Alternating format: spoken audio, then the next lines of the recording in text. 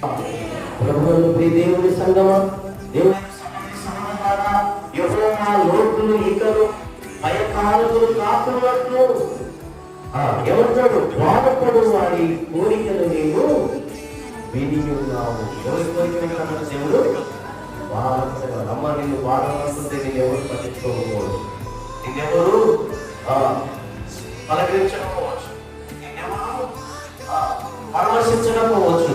నేను పరామర్శించే యేసయ్య నీకు తోడుగా ఉన్నాడు. ఆయన నిన్ను పరామర్శించే దేవుడు, ఆదుకునే దేవుడు, స్వస్థపరిచే దేవుడు, నిన్ను మేలుతో తృప్తిపరిచే దేవుడు.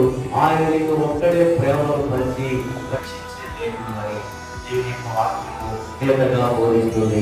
హల్లెలూయా.